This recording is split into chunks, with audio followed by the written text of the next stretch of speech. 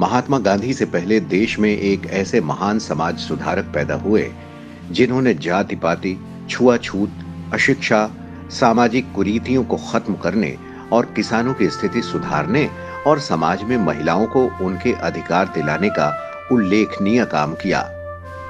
19वीं शताब्दी में भारतीय समाज अंधविश्वासी परंपराओं और नवीन विचारों के द्वंद्व में उलझा हुआ था। ऐसी ही विषमता भरे परिवेश में महाराष्ट्र की धरती पर गोविंद राव के घर एक बालक का जन्म हुआ। बालक का नाम रखा गया ज्योतिराव। उनका पूरा नाम ज्योतिराव गोविंदराव फूले था। वैसे उनका असल नाम ज्योतिराव गोविंदराव फूले था, लेकिन ज्योतिबा फूले के नाम से वे मशहूर हुए। जाति प्रथा, पुरोहितवाद, स्त्री पुरुष असमानता और अंधविश्वास के साथ समाज में व्याप्त आर्थिक, सामाजिक और सांस्कृतिक भ्रष्टाचार के विरुद्ध सामाजिक परिवर्तन की जरूरत भारत में शताब्दियों से रही है। इस लक्ष्य को लेकर आधुनिक युग में सार्थक, सशक्त और काफी हद तक सफल आंदोलन चलाने का श्रेय ज्योतिबा फूले को ही जाता है।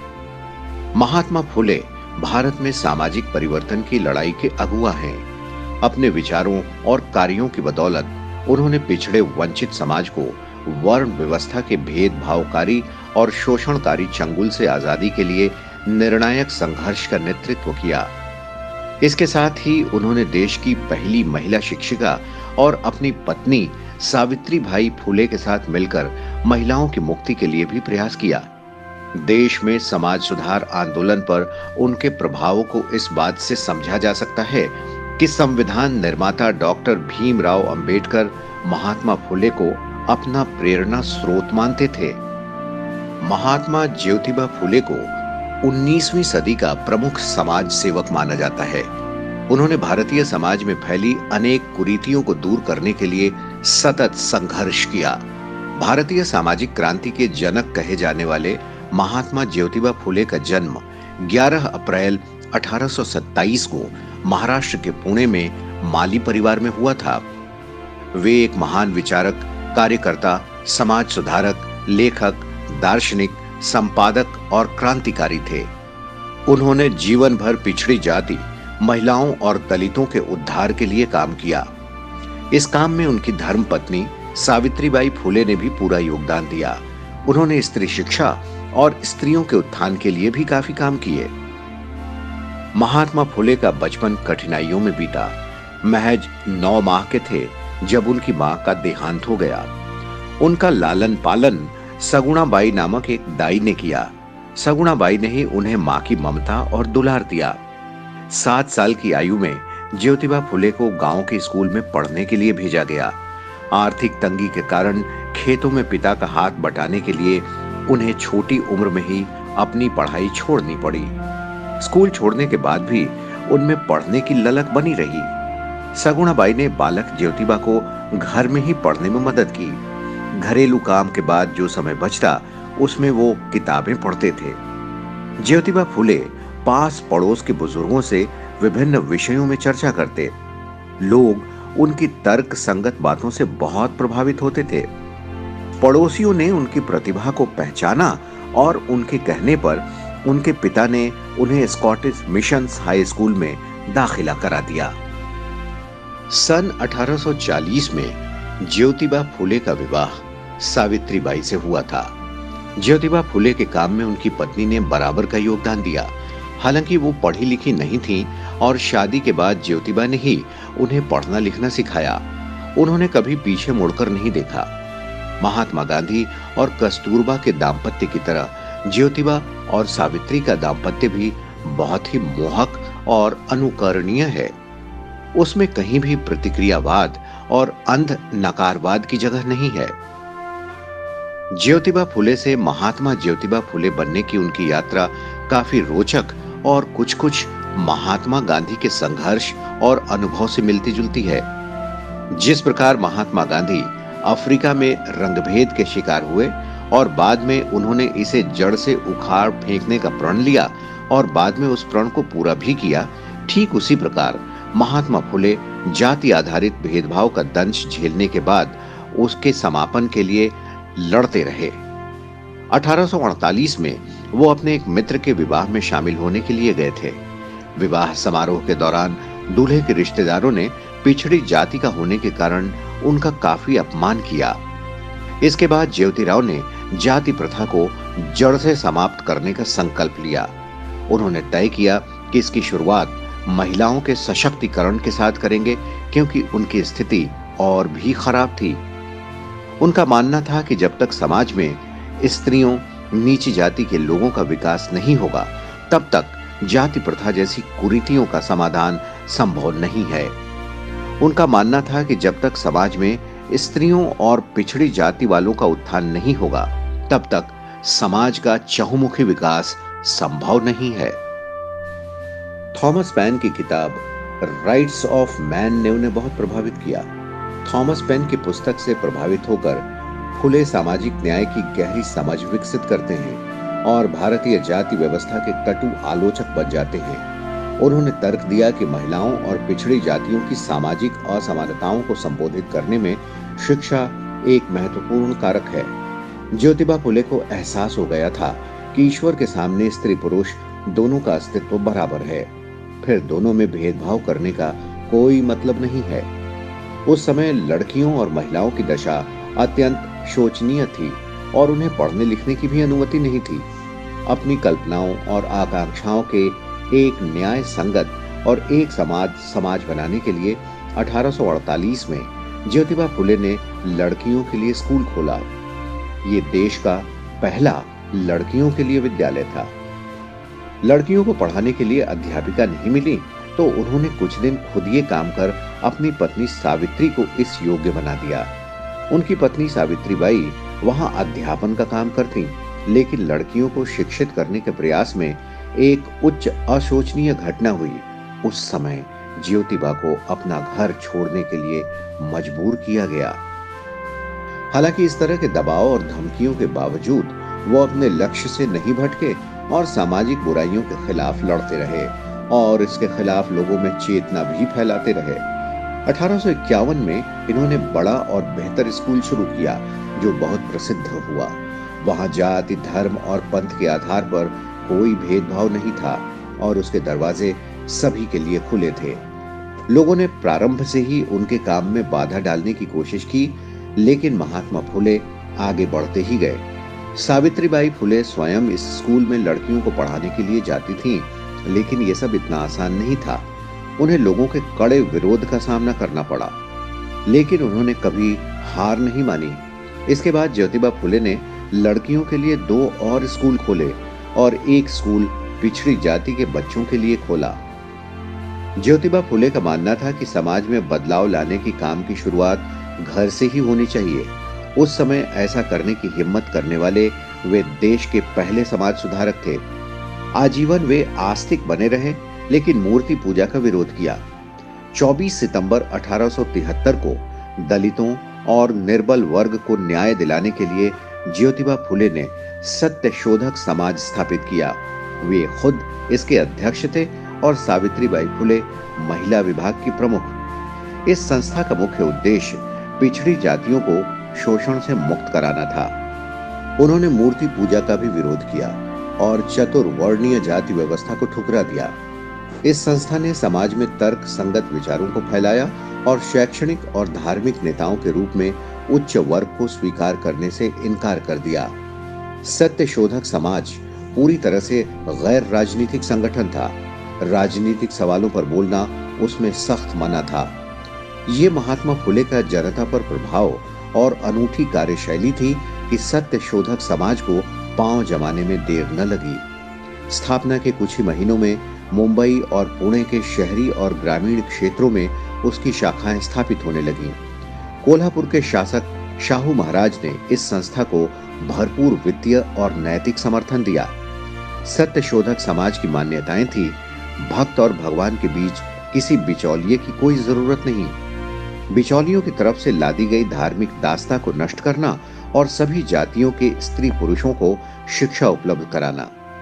सत्य शोधक समाज के प्रमुख उद्देश्य थे पुरोहित, सूदखोर आदि की सामाजिक सांस्कृतिक दास्ता से मुक्ति दिलाना, धार्मिक सांस्कृतिक कार्यों में पुरोहितों की अनिवार्यता को खत्म करना पिछड़ों को शिक्षा के लिए प्रोत्साहित करना, सामूहिक हितों की प्राप्ति के लिए उनमें एकजुटता का भाव पैदा करना, धार्मिक और जाति आधारित उत्पीड़न से मुक्ति दिलाना, पढ़े लिखे पिछड़े वर्गों के युवाओं के लिए प्रशासनिक क्षेत्र में रोजगार के अवसर उपलब्ध कराना। कुल मिलाकर यह सामाजिक परिवर्तन के घोषणा पत्र को लागू करने का कार्यक्रम था। पिछड़ी जातियों को ज्योतिबा फुले पर भरोसा था। इसकी सबसे बड़ी वजह शिक्षा के क्षेत्र में किए गए उनके काम थे। इसीलिए सत्य शोधक समाज को उन्होंने हाथों हाथ लिया। कुछ ही सालों में उसकी शाखाएं मुंबई और पुणे के शहरी, कस्बाई और ग्रामीण क्षेत्रों में खुलने लगी। एक दशक के भीतर वो संपूर्ण महाराष्ट्र में पैठ जमा चुका था। समाज की सदस्यता सभी के लिए खुली थी। अति पिछड़ी जातियां तेजी से उससे जुड़ने लगी। लोगों ने शादी ब्याह, नामकरण ऐसे अनेक अवसरों पर पुरोहितों को बुलाना छोड़ दिया। इसी साल उनकी पुस्तक गुलामगिरी का भी प्रकाशन हुआ। 1873 में प्रकाशित यह पुस्तक आज भी समाज में हो रहे भेदभाव पर खरी उतरती है।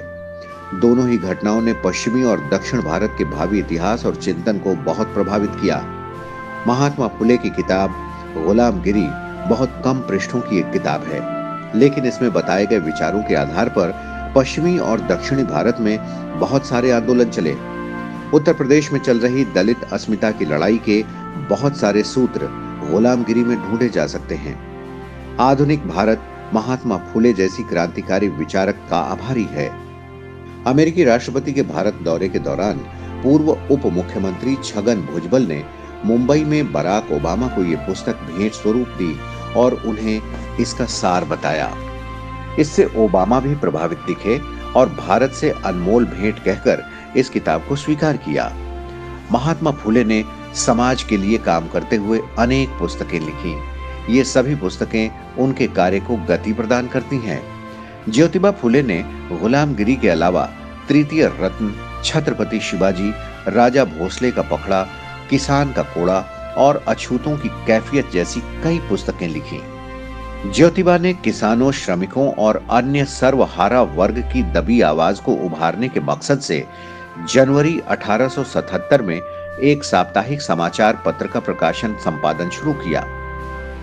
उस समाचार पत्र का नाम दीन बंधु था। उन्होंने किसानों और श्रमिकों की संतोषजनक स्थिति और उनकी उपयुक्त मांगों के लिए उन्हें एकजुट होकर संघर्ष करने के लिए प्रेरित, शिक्षित और संगठित किया।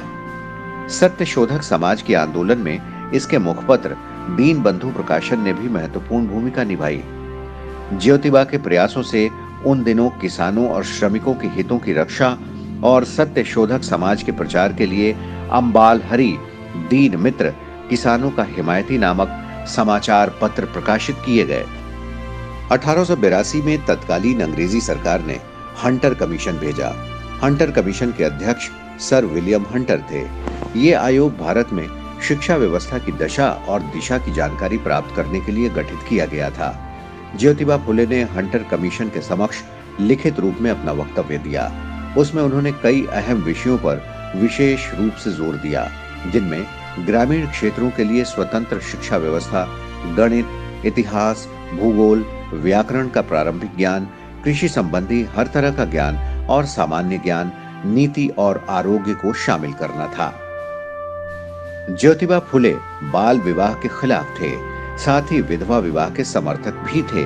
वे ऐसी महिलाओं से बहुत सहानुभूति रखते थे जो शोषण का शिकार हुई हों या किसी वजह से परेशान हों। इसीलिए उन्होंने ऐसी महिलाओं के लिए अपने घर के दरवाजे खुले रखे थे जहां उनकी देखभाल हो सके।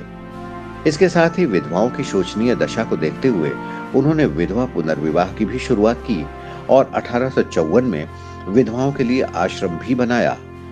पति के गुजर जाने पर विधवा हुई महिलाओं का मुंडन कर दिया जाता था। इस अपमानजनक प्रथा के खिलाफ उन्होंने एक ऐसे आश्रम की स्थापना की जिसमें सभी जातियों की विधवाएं सम्मान के साथ रह सकती थीं। उन नवजात शिशु कन्याओं के लिए भी एक घर बनाया जो अवैध संबंधों से पैदा हुई थी और जिन्हें सड़क या कूड़े पर फेंक दिया जाता था। साथ ही उन्होंने नवजात शिशुओं के लिए भी आश्रम खोला ताकि कन्या शिशु हत्या को रोका जा सके। उनकी समाज सेवा देखकर 1888 में मुंबई की एक विशाल सभा में उन्हें महात्मा की उपाधि दी गई। ज्योतिबा ने पुरोहित के बिना ही विवाह संस्कार आरंभ कराया और इसे मुंबई हाई कोर्ट से भी मान्यता मिली। महात्मा फुले ने पिछड़ों पर लगे अछूत के लांछन को धोने और उन्हें बराबरी का दर्जा दिलाने के लिए भी प्रयास किया। इसी दिशा में उन्होंने दलितों को अपने घर के कुएं का प्रयोग करने की अनुमति दी। पिछड़ी जातियों और महिलाओं में अंधविश्वास के कारण पैदा हुई आर्थिक और सामाजिक विकलांगता को दूर करने के लिए भी उन्होंने आंदोलन चलाया। उनका मानना था कि अगर आजादी, समानता, मानवता, आर्थिक न्याय, शोषण रहित मूल्यों और भाईचारे पर आधारित सामाजिक व्यवस्था का निर्माण करना है तो असमान और शोषक समाज को उखाड़ फेंकना होगा। उन्होंने विधवाओं और महिला कल्याण के लिए काफी काम किया था। उन्होंने इसके साथ ही किसानों की हालत सुधारने और उनके कल्याण के लिए भी काफी प्रयास किए। ज्योतिबा फुले ये जानते थे कि देश और समाज की वास्तविक तरक्की तब तक नहीं हो सकती जब तक देश का बच्चा बच्चा जाति पाति के बंधनों से मुक्त नहीं हो जाता। साथ ही देश की नारियां समाज के प्रत्येक क्षेत्र में समान अधिकार नहीं पा लेती। उन्होंने तत्कालीन समय में भारतीय नव युवकों का आह्वान किया कि वे देश, समाज, संस्कृति को सामाजिक बुराइयों और अशिक्षा से मुक्त करें और एक स्वस्थ, सुंदर, सुदृढ़ समाज का निर्माण करें। मनुष्य के लिए समाज सेवा से बढ़कर कोई धर्म नहीं है। इससे अच्छी ईश्वर सेवा और कोई नहीं।